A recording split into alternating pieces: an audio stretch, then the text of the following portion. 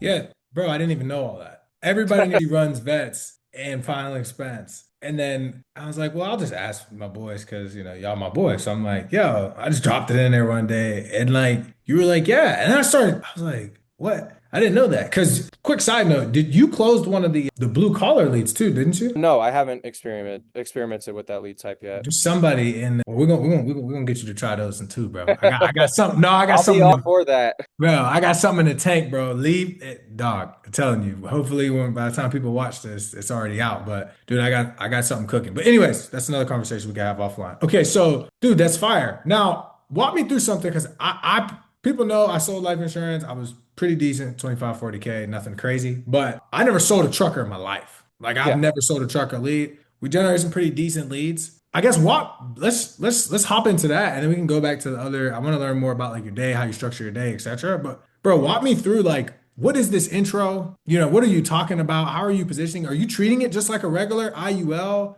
I've heard from people there's benefits that they're truckers because they have what health exams and stuff like that. I don't know. But yeah, walk me through your sales process with these leads from intro and you can kind of just go high level and explain like I built the value, here's how I structure it, etc. And we'll just rip, bro. Yeah. So to touch on the benefits of trucker IUL leads as opposed to like regular IUL leads, truckers have to be at a certain level of health to even be a trucker. Like they can't be taking, certain prescriptions, narcotics, etc. So that automatically, kind of filters out the process, makes them more likely to even qualify for something like that because IULs are pretty hard to qualify for, at least on the medical side. As far as the intro, the ad is primarily focusing on like, putting certain amount of money and then that turns into, whatever that gets you in retirement. So I just call them up. I'm like, hey, this is Cayson. I'm the IUL and retirement specialist for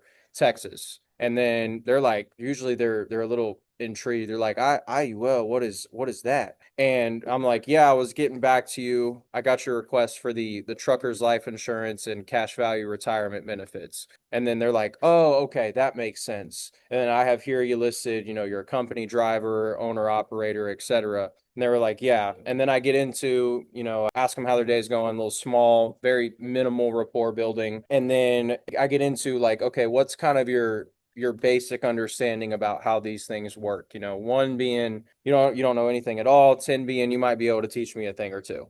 And normally it's like, one, you get that one person who's kind of heard of it before. And then I basically explain, I'm like, okay, so it's a permanent life insurance. As you pay the monthly premium, part of it goes towards your policy to keep the policy afloat. Part of it goes into your cash value, which is like a savings account component. I explain the fact that it's tied to an index, so they'll never lose any money. And then normally you just put it in the S&P because that's the most stable market. I know Ethos has Morgan Stanley, which is actually really really cool that they have that index. But normally you just put in the S&P and then that they're able to get cash value anywhere between 6 to 12%, just depending on how the market does. And then also that their yearly gains are locked in. And then what I really like about the truckers is, once you explain to them how it works, the living benefits on the policy, et cetera, what I really like about the truckers is that they come with budgets. So, I mean, some of them will say, I want to put 1 to 300 into this on a monthly basis. I want to put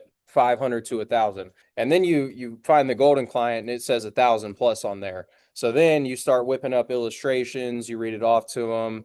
Sometimes, because a lot of people want to see it in writing, I'll whip up an illustration and then I'll send it over to them while I have them on the phone, and they'll be able to see their projections and their cash value. And then at that point, once they see that and they actually see it in writing or they hear that, they trust you enough. At that point, I mean, you're just going into an application and it's pretty easy from there. Dang. Okay. Okay. You put me on game a little bit because I didn't realize that. So they have to take the like basically health exams. So they're healthy. So you're not really worried about them getting like graded or like guaranteed issue most of the time. Here's something that I heard from somebody and I want to know your thoughts. Are you booking appointments or are you one call closing? Because a lot of people have said they struggle getting in contact with them because they're actually always on the road.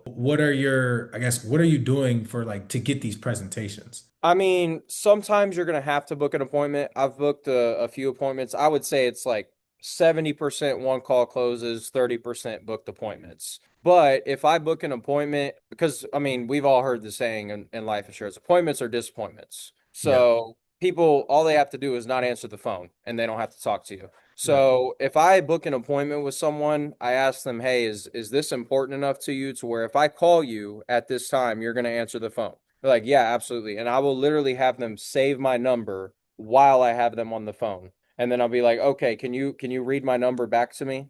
And then they read it back to me. So that way I know that not know that they're going to answer the phone, but know that there's definitely a higher probability that they do. Right, right. Increase the likelihood. I like that a lot, bro. Okay, that's fire, bro. So you're really treating these like you're real IULs. Like you're not even trying to just straight, you're trying to make sure it's set up. You're doing deep illustrations. I like that, bro. I Mm. like that. My initial thought was people were just slinging simplified issued and just getting in and out and death benefit heavy. Yeah. You know what I mean? So, okay, that's good to know. I didn't know that. All right, bet, bro. So, walk me through how are you approaching your veteran leads? Because I know you're doing a mixture of both. Like, by the way, guys, he's not just doing truckers. Like, he's got other leads going. Those Yeah. he's just supplemented, but he smacks them. So that's probably why you see him. Walk me through your sales process with the vets. Is it similar to that? Are you doing things a little bit different? How are you approaching those leads differently than like truckers or other leads? Well, I mean, veterans, they can be a little bit more, hard than not, I wouldn't say hard, just like hard demographic of people. Cause I mean, they served in the Army, military, Navy, Marines, etc. So, I mean, veterans, it's really a simple sale though. Cause I mean, majority of them, they can afford, especially if they're 100% disabled, like they can afford what life insurance is going to cost them, even if they're older in age. At the end of the day, they understand the importance of life insurance. A lot of them already have a policy or two, and they just want to add on. So I mean, I just call them. I'm like, hey, this is Cayson, the Veterans Life Specialist for Tennessee. How are you? And then they'll answer. Be like, yeah, I was giving you a call here. I got your request you sent in for the 100% disability veterans life insurance. You put your wife as the beneficiary. And then with veterans, honestly, like once you have someone who's actually interested in hearing what you have to say, because it is lead based, it's not like you're cold calling people. Once you have someone who's actually interested in what you have to say, like it's usually a pretty simple sale because they literally list on the lead, why they wanted to look into this. Right. And then some of them, it's like, some of them they're pretty bland with their reasoning. So it's like, oh, spouse or security. And I just ask them like, okay, so you put security here as your main concern. Can you kind of elaborate on that? And then from there, I will know where to take the conversation. If they're giving me, one word answers, one word responses, I'm like, okay, you got to throw a little bit back at them. You got to mirror your client. But if they go on and on about this, and that, I understand that, now I can be a little bit more loose with this client.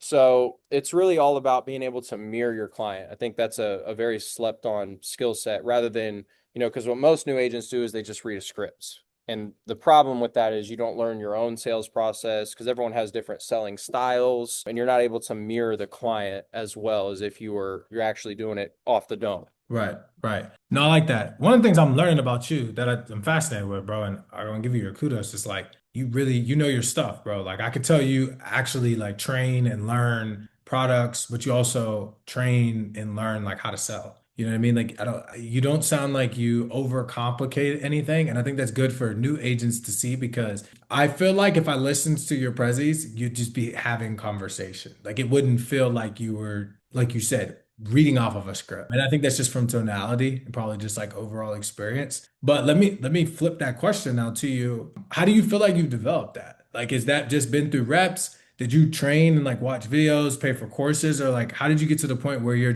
very even kill, bro? But like how did you get there for somebody that's like, yo, I just need a script and I gotta be robotic? What does that look like for you? Well, I mean, back at my old company, you don't have any access to leads. You used to have to go in there, with, let's just say, because this was the business model. Let's say I recruit you into the company. Now I need a list of people who we can do quote unquote practice appointments with.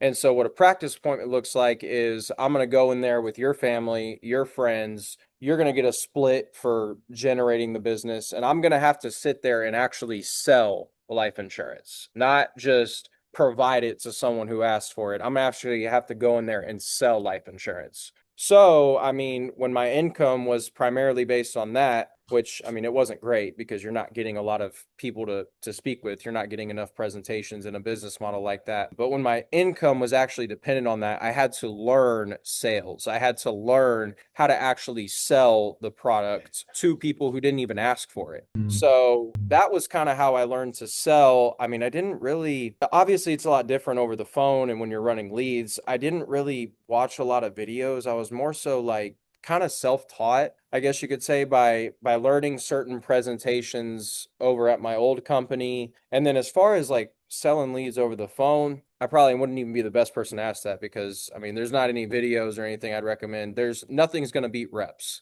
Nothing's going to beat getting your teeth kicked in, on the phone, because when you fail to close a lead here, someone dings on you on social banking, you lost money because you paid for the lead. So, I mean, my thought process when I started running leads was just, okay, I'm going to be super intentional, make sure that just happened does not happen again. Because if it does, let's just say I paid, $32 for a lead. Okay, there's $32 down the drain. Okay, I need to make sure I do not do that again because I'm going to lose money again. And it really comes down to being intentional about how you improve. You get off the sit. I used to record my sits. I don't do it too much anymore just because, I mean, I don't really get dinged on once I'm in an application. I don't really get much pushback once I'm in there. But I used to record my sits, listen back, and then I'd be like, "Oh yeah, that kind of sucked. The way I asked that question, that kind of sucked, or that sounded a little salesy. Let me not do that again." So I mean, that's really how I learned, is just through reps, listening to myself and being very intentional about how you can improve your sales process.